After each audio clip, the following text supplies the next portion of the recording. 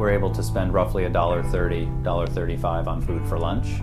And you or anybody who has seen what we offer for lunch and knows what food costs in the grocery store would realize that really is pushing our limits. I know I can't concentrate in class when I'm starving. People are always eating in my classes. Kids are always hungry. They do a good job of offering different things. Our cafeteria has gone through a lot of change in the last few years, and it's been such a positive change. Over 50% of the kids that attend this school here don't have regular access to healthy food. They live in homes that are food insecure, which means at any time during the month, they may not know where their next meal is coming from. So it is really vital to me to have the opportunity and the resources to make sure that kids do have access to good, healthy food every day. It's hard for me to separate out the kind of vision work that Doug has done to say, is it simply because he is such a passionate person around getting kids good quality food? Because of that passion, he recognizes that it's a real need here in Burlington, that the schools are the primary source of food for a vast, vast number of students and families.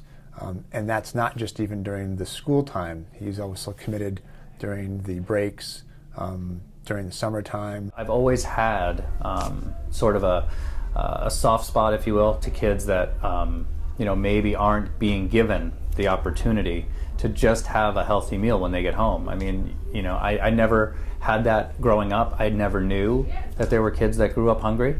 And when I found that out, it really kind of changed the way I looked at most everything.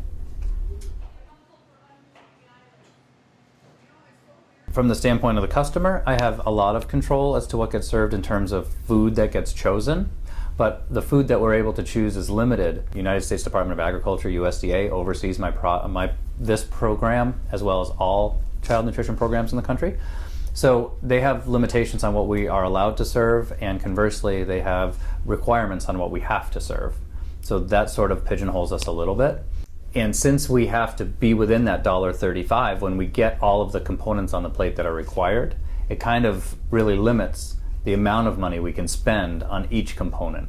So, if you're thinking that, the sandwich you get at Subway is maybe got more meat on it than the sandwich you get here, part of that is that we have to make sure that there's 2 ounces of meat on your sandwich, and make sure that at the end of the week, you don't exceed a certain number of calories that is determined by the USDA, where restaurants or cafeterias outside of school don't have those same regulations.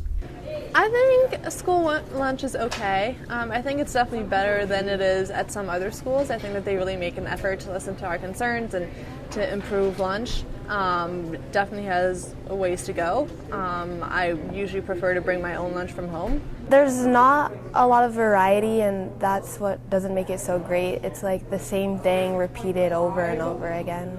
If there was like more fresh corn, more fresh fruits, fresh vegetables, that would be great. I think school lunch is pretty good for the resources they have available to them because they don't have a lot of money, and you're only paying $2.50 for the lunch, which is, if you go downtown to really any other lunch place, you're going to be paying quite a bit more than that. So it's not always the best food, but it certainly fills you up.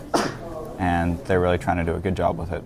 But I just feel like I'm often still a little bit hungry after lunch, and it would be nice if there were a little bit more food. I haven't actually eaten a lunch here since freshman year. I bring my own food.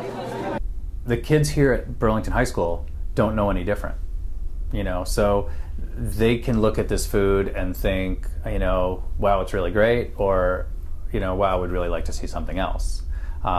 The way I judge where we are is when we get guests from other schools come. For example, this year we did just recently we did an all-state band festival, I think. Last year we did the all-state music festival. In years past we've had other large group of students come and visit our schools, and their reaction to me tells us the direction is the right one. I mean, kids are very appreciative, one, of the food we serve, but really amazed at the variety and the quality. For such a prescribed formula, Doug and the food service staff do an amazing job of offering a variety in a very specific formulaic way. They have to have a protein, they have to have a starch, they have to have a very specific amount of types of food available. You know, here in Burlington, where every child eats breakfast for free, I mean, that's something that we started over 10 years ago. I mean, I don't think there's a child out in the cafeteria right now that has ever paid for a breakfast, regardless of the income in their home. And those, you know, there are studies out there that prove that that makes for a better student. It makes for better test scores. It makes for better attendance. It makes for better behavior. You know, so those are all things that I was able to do because Burlington empowered me to do so. We've had extreme visionaries in positions of leadership here in Burlington. We have been a pioneer in the Farm to School program. Farm to School in Burlington started in 2003, at which point there were only a handful of schools in the nation doing it. I think the Farm to School program is a great idea, sort of getting more fresh food in here rather than healthier, less unhealthy food, more healthy food is a pretty good idea.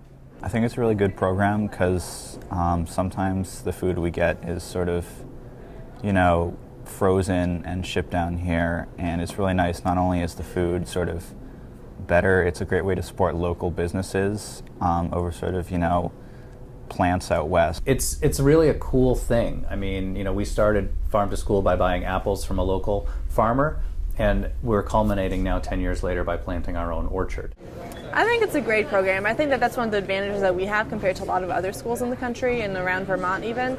And I think that that's something that needs to be advertised more. I don't think that students appreciate that. They just criticize the school food, but then don't realize that a lot of it is local and that they really are trying to make an effort to make it more nutritious and better for us. In terms of what the students here would like to see, we're really open to talk to them about getting change made and what we can do to meet their higher expectations. We're happy to have their higher expectations. No one's ever come to me and asked me what they think I would like to eat or what anybody else would like to eat. No one's ever asked me, so I don't feel like I have a voice. I think that there's a lot of student voice possibility, and I think all a student has to do is really kind of have a question, have a concern. Doug is an open door guy. We are totally open to conversation. We don't take things personally here.